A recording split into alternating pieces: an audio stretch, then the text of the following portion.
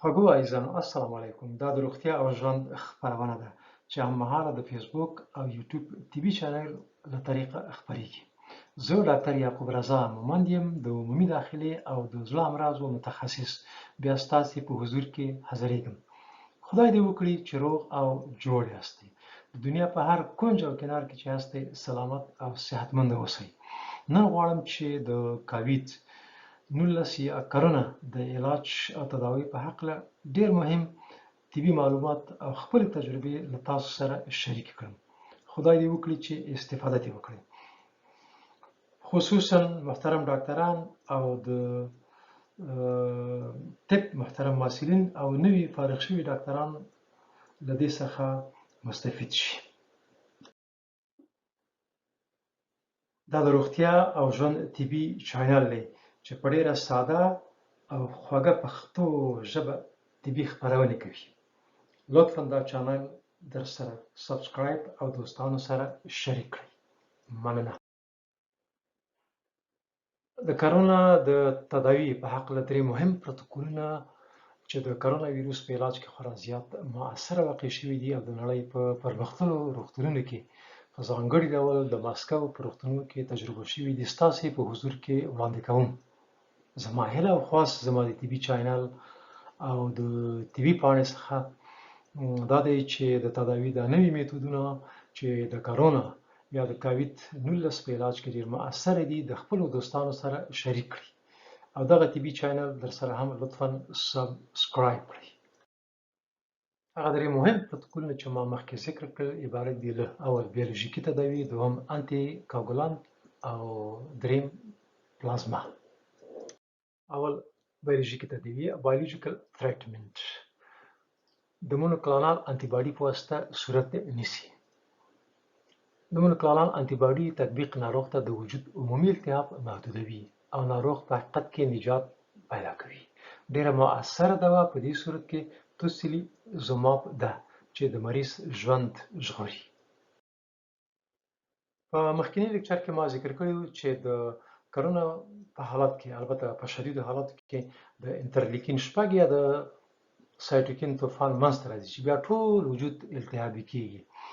مریض فکر کوي چې یو داسې احساس کوي چې ګویا ټول وجود یې مات دی، غوښې درد کوي، هډوکي درد کوي، پوستکی درد کوي، د سر نه تر پښو پورې ټول هر څه درد کوي. نو په دې صورت کې چې د که چېرې مریض ته د توسیلیزوماب دوا توصیه شي د مریض وضعیت ښه کېږي، دردونه یې ارامېږي او مریض ارامش پیدا کوي. دا ځکه چې دغه دوا یعنې توسیلیزوماب د سایټوکین شتورم یا طوفان اراموي.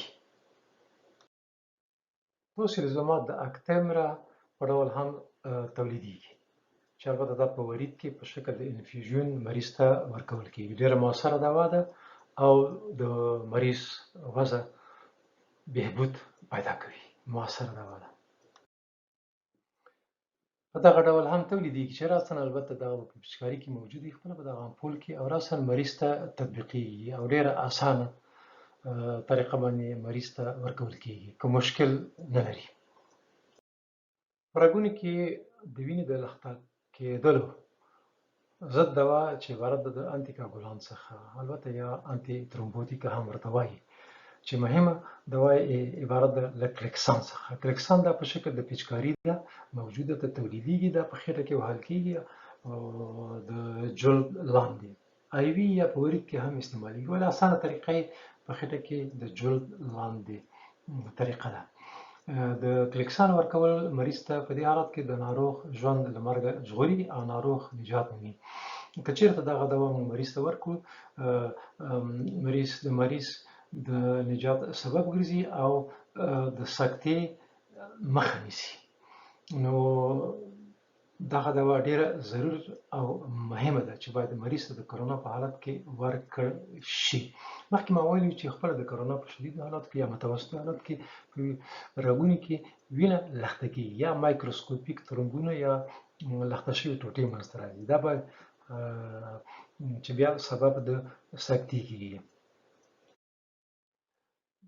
خپله کلکسان یا انکساپارین په دې ډول باندې تولیدېږي دا یوه ماده دوا ده، راساً سرپوش ویل کېږي او خپله په خېټه کې د جلد یا د پوستکي لاندې ضرب کېږي.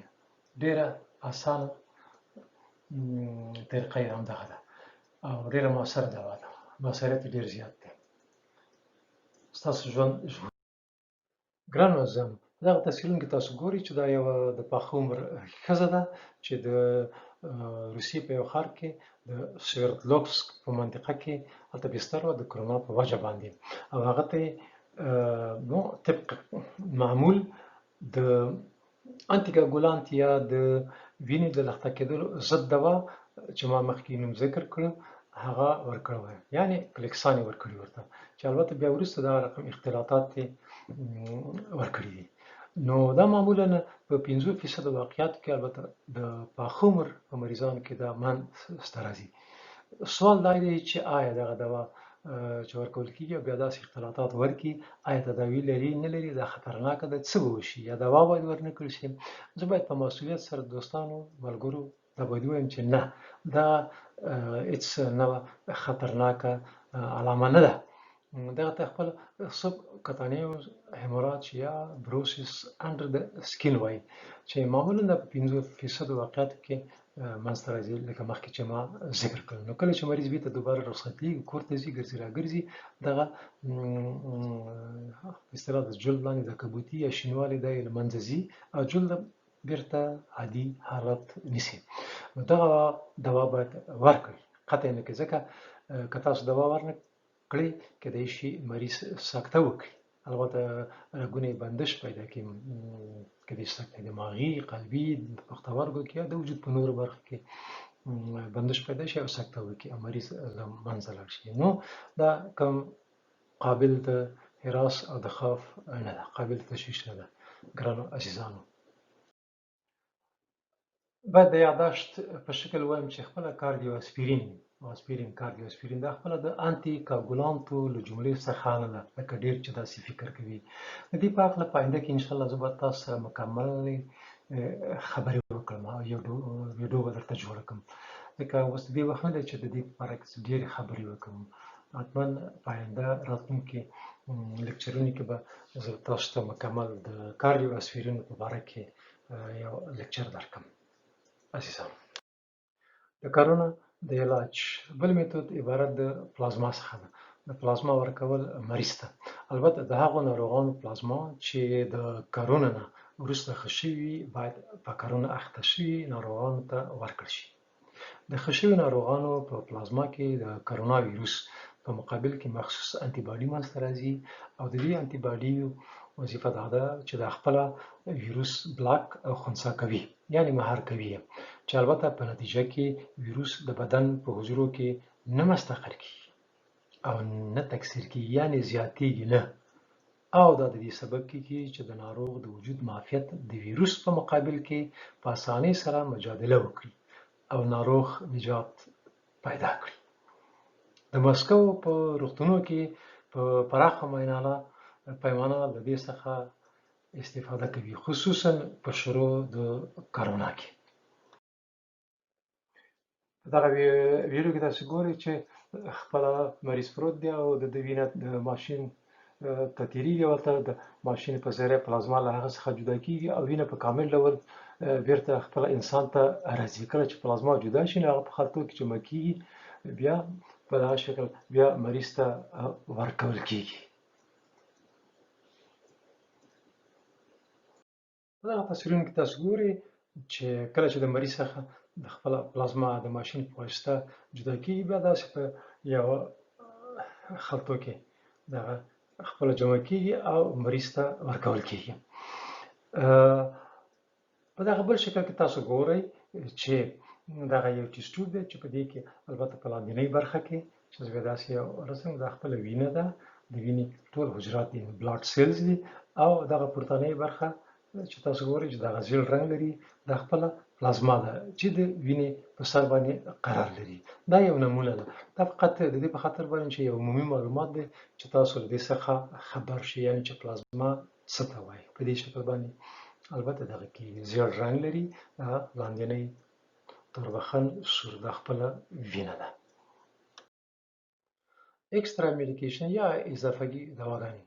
دلته یو تعداد نورې دواګانې هم شته چې په ابتدا د کرونا کې په یو تعداد هیوادونو کې ترېنه استفاده کېدله. اوس مهال په اکثرو هیوادونو کې ناروغانو ته دغه دواګانې نه ورکول کېږي. دا ځکه چې نه تنها مؤثریت نه لري بلکې د ناروغ د مرګ خطر زیاتوي. د مثال په ډول یا خصوصا د هایدرو اکسي کلوریکین یا پلاکوینیل چې دا یو ډېر قدیمي او پخوانی د ملاریا ضد دوا ده. که چېرته د ازیترومایسین سره یو ځای ورکړل شي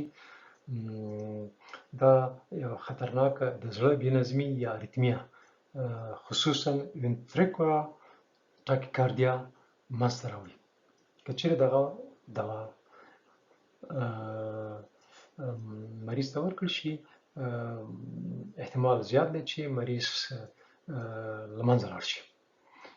که چېرې دغه اریتمي له څو ثانیو څخه زیات دوام وکړي په دې صورت کې د ناروغ ژوند ته ګواښ پیدا کېږي.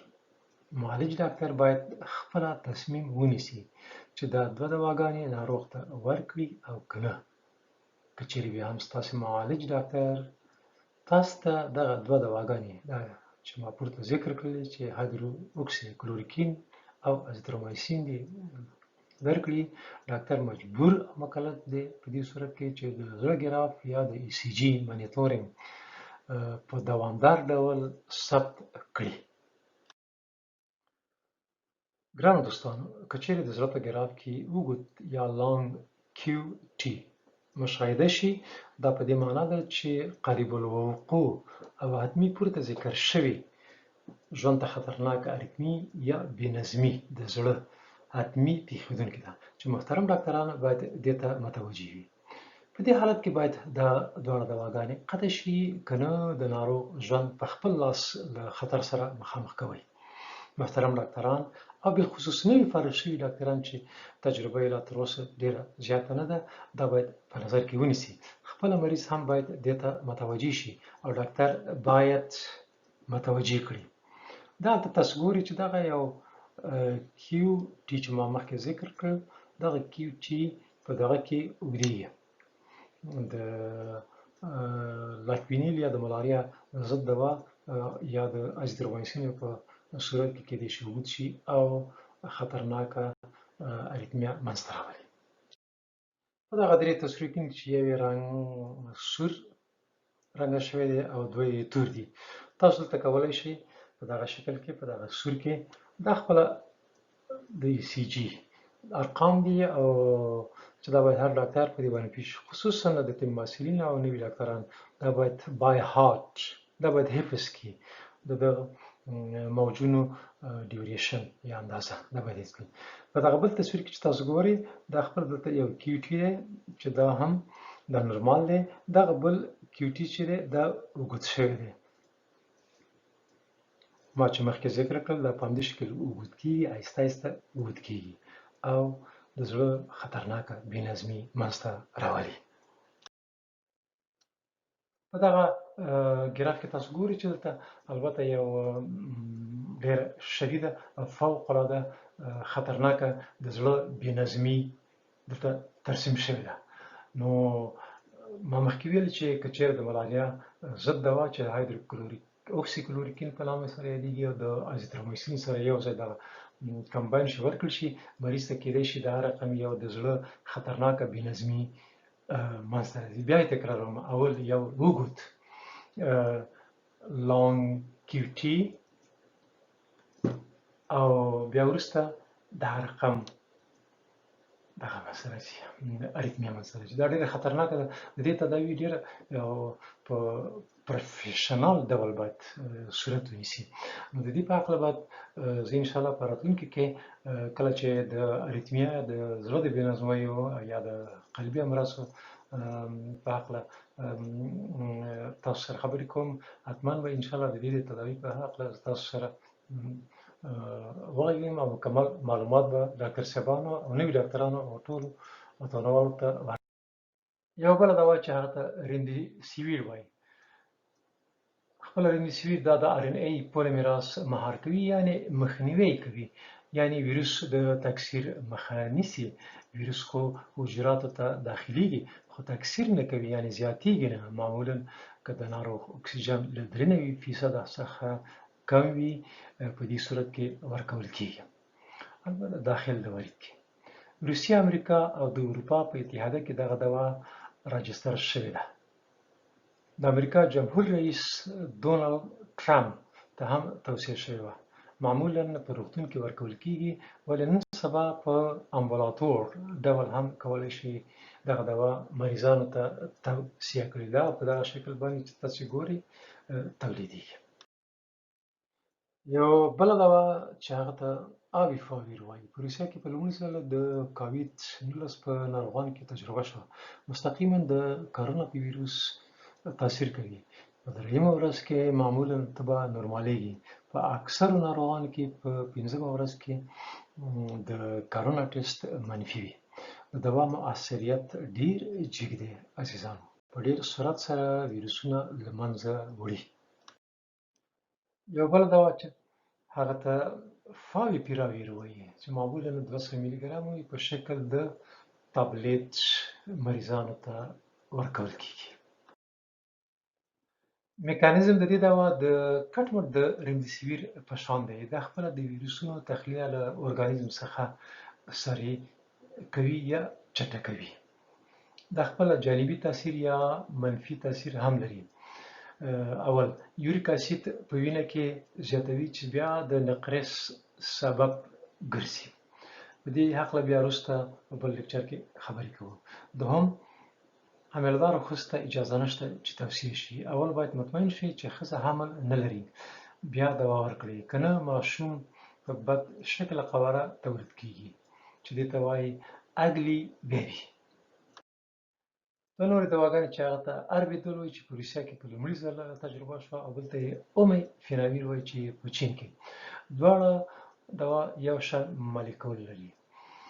میکانیزم د تاثیر د دوا: د ویروس داخلېدل حجراتو ته بلاک کوي، یعنی مهار کوي. یعنی ویروس حجراتو ته نشي داخلېدلی. نو کله چې ویروس حجرې ته داخل نشي، طبیعي خبره ده چې مرض هم منځته نه راځي. نن ورځ موږ پوهېږو چې کومه دوا په کومه مرحله کې ناروغ ته توصیه کړو. وایي چې د کووید دوهم موج به نه وي، که راشي هم بیا نو دا د طب پورې هېڅ اړه نه لري. نو اوس موږ ګورو چې دوهم موج خلاصه کوي چې درېیم موج هم راغلی دی.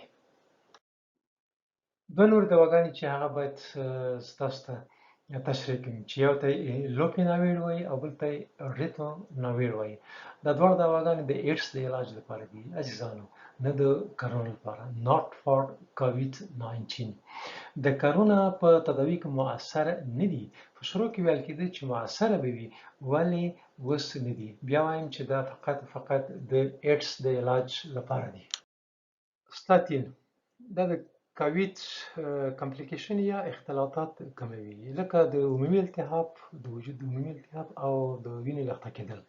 باید ویل شي چې ستاتین د کولېسترول یا د وینې د غوړ د کمېدلو په خاطر هم استعمالیږي. نو دا موږ کولی شو په آینده کې د بحث لاندې ونیسو.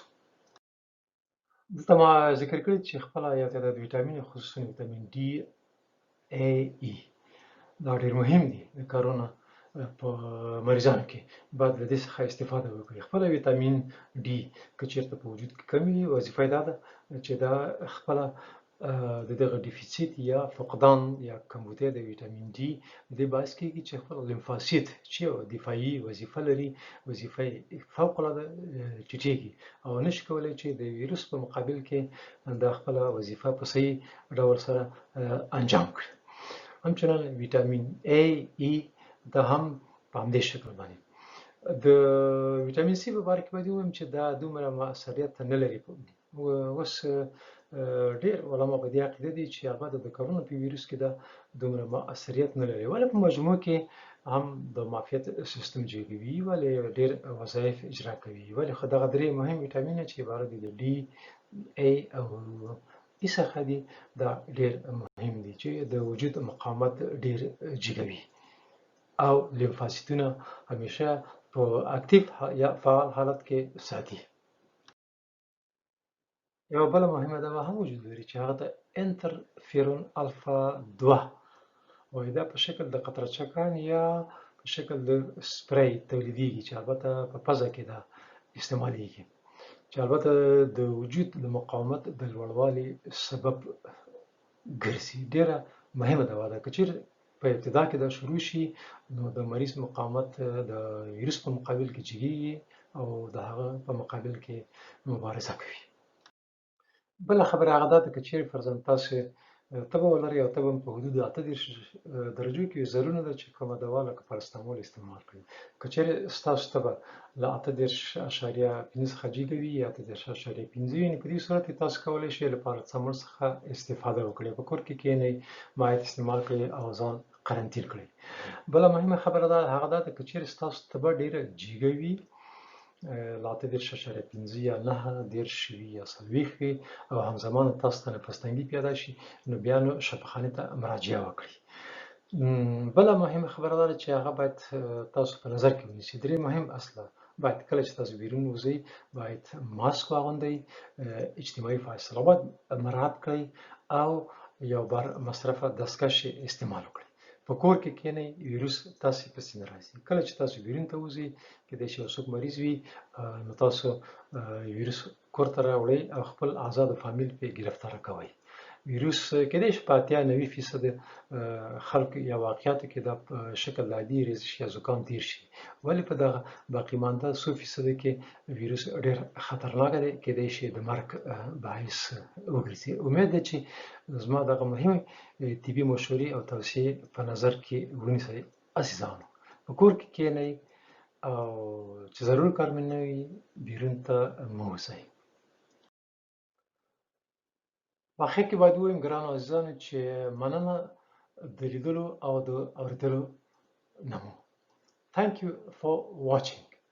له یاده مو ونه وځي چې دغه مهم طبي کانال یا چینل ورسره سبسکرایب، لایک او د خپلو دوستانو سره شریک کړئ چې نور ته هم استفاده وکړي.